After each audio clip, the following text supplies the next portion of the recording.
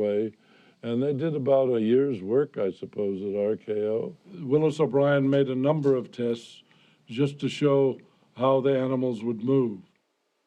It was the first time the dinosaurs took on this realistic approach. It's a question of keeping the head and the arms and the legs all in synchronization so that the movement looks natural and not just a stiff puppet that moves around like Pinocchio. But it's rather static, and there's not a great deal of drama in it. But I think it was just made as an example of what the animals could do.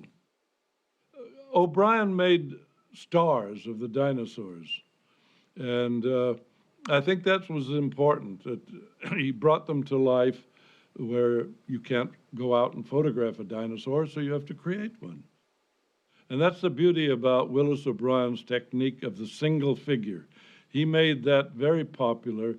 How many people remember who was in the Lost World, but they remember the dinosaurs?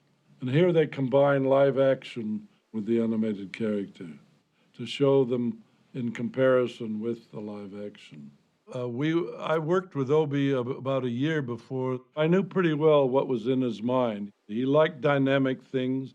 He liked the spectacular, and he contributed enormously to the story values, which he seldom gets credit for. And when Cooper took over RKO, he saw the tests, but Marion Cooper, being a bigger-than-life character, felt there was no drama in just showing animals moving around. Cooper felt there should be a central character, such as Kong, to give the story a forward motion. And he had always wanted to make a film about a giant gorilla. But when he saw all of Obie's creation, he saw where they could be incorporated. And Obie had convinced him that Kong could be made in the same way. And he felt that his idea about a gorilla fighting possibly the Komodo lizards could be done right in the studio with the stop-motion technique. So he canceled creation.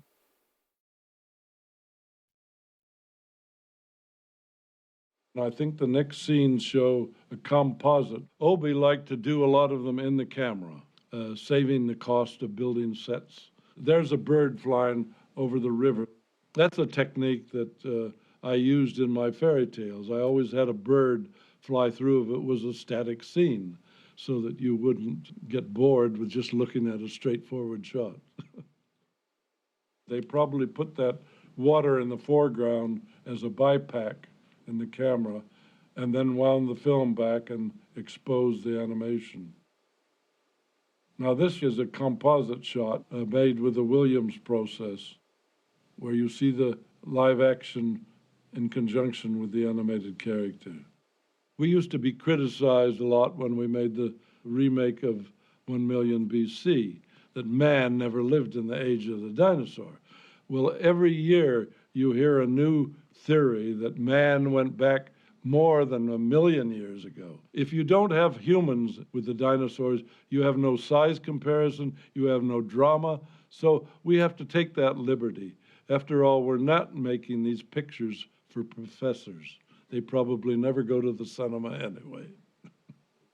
This, of course, would tug on your heartstrings to see this man shooting this baby dinosaur. Oh, he's shooting them in the eye. Ah, the villain.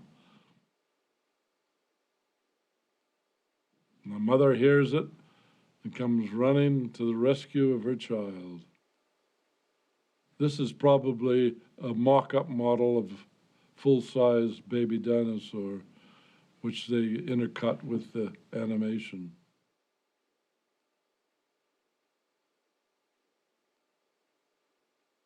A lot of scenes from creation, designs from creation, actually filtered into King Kong.